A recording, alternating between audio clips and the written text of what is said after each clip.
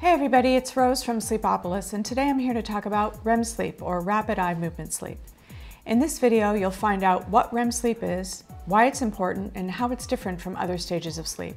We'll also discuss what happens during REM sleep and the disorders that can affect this stage of sleep. And by the way, if you want to check out my full article on REM sleep, just go to sleepopolis.com and search for REM sleep. While you're there, check out my other articles on sleep, including insomnia, sleep and CBD, and practicing good sleep hygiene, to name just a few. Before we go further, I just want to say that this video is meant to be informative, but it shouldn't take the place of advice and supervision from your healthcare provider. If you feel you may be suffering from a sleep disorder or other medical condition, please see a trained professional. And one last thing before we get started. If you have any questions during this video, feel free to post a comment below and I'll be glad to answer it. Now let's talk about REM sleep. So what is REM sleep? Well, there are 4 cycles of sleep, each consisting of 4 stages: N1, N2, N3, and REM. REM, or rapid eye movement sleep, is the 4th and final stage of sleep when the eyes move rapidly back and forth. The others are non-rapid eye movement stages, when the eyes stay still. To explain what happens to your body during REM sleep, I brought in Dr. Joseph Cranen, board-certified neurologist and founder of Singular Sleep. So what happens in REM sleep is a couple physiological changes happen that are very important. Number one, your muscle tone drops to the lowest point that it will be during the night. It's basically your muscles go offline and your body becomes virtually paralyzed. The only muscles that are online are your extraocular eye muscles and your diaphragm, which is the main breathing muscle. And this is sort of the way we were designed or evolved, depending on your perspective, really to prevent us from acting out dreams. The other thing that happens is our breathing gets quite irregular. REM sleep originates in an area of the brain called the pons. The pons causes temporary muscle paralysis by turning off signals to neurons in the spine. This prevents the acting out of dreams, which can cause injury or damage to property. So what's the reason for these changes? Well, they seem to facilitate the vivid dreaming that takes place during REM sleep. Dreams can occur during non-REM sleep, but are more vivid and frequent during REM. The brain activity sets the stage for vivid dreaming, which appears to be important for processing emotions and storing memories. As REM sleep begins, the brain generates what are called PGO waves. PGO waves appear to be related to the eye movements of REM sleep and the visual phenomena that we experience during dreams. We may be able to see our dreams because of the involvement of PGO waves with parts of the brain that process visual signals. PGO waves may also cue the brain to play back the day's experiences so they can be processed and stored as memories.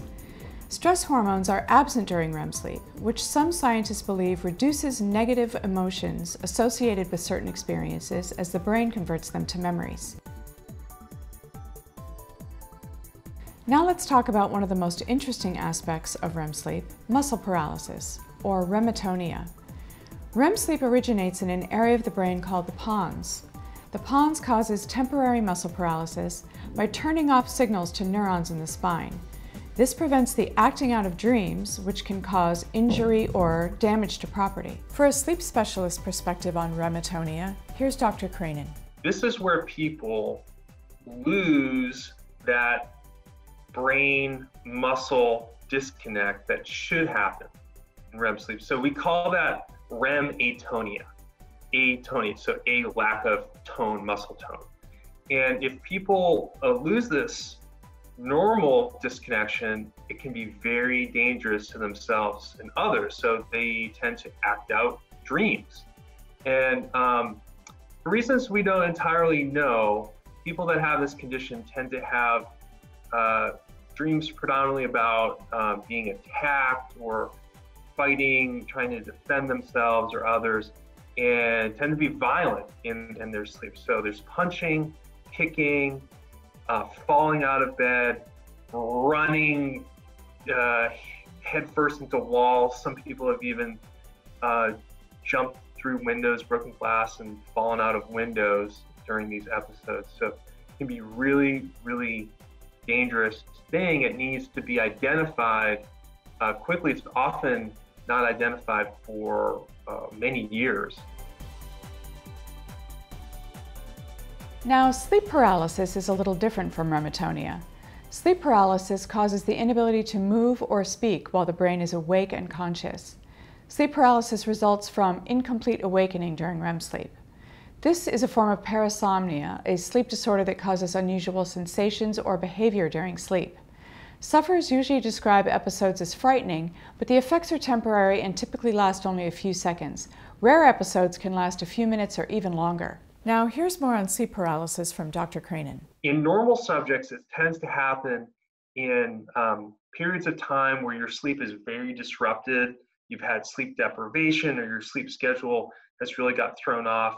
It's common for college students to have this during finals when they're pulling all-nighters, or people working on projects with deadlines where they get sleep deprived. And then the next night, you have what's known as REM rebound, where you make up for lost ground. You have more REM sleep than usual. And if your sleep is unstable due to this irregular sleep schedule, you can be predisposed to waking up and have this phenomenon happen. And some people just have it over and over again. Other people with conditions like narcolepsy, they have disrupted REM sleep all the time, and they're very predisposed to having this. REM sleep behavior disorder is a sleep disorder characterized by a loss of the muscle paralysis unique to REM sleep. People with this disorder act out their dreams and can cause injury or damage to surroundings. REM sleep behavior disorder affects about 1% of the population and can be a possible predictor of neurological diseases like Parkinson's disease and dementia.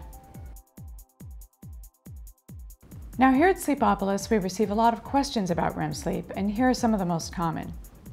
Can any medications or substances affect REM sleep? Yes, alcohol can affect REM sleep, as can recreational substances like cannabis and medications like antidepressants. Withdrawal from these substances can cause a rebound effect, which can result in disturbed sleep, nightmares, and vivid dreams. What can happen when you don't get enough REM sleep? REM sleep is important for storing memories and processing emotions. Studies show that lack of REM sleep can cause inability to remember tasks, regulate emotions, and ward off illnesses. Chronic lack of REM sleep can cause metabolism dysfunction and weight gain. Is REM sleep the same throughout life? This is a good question.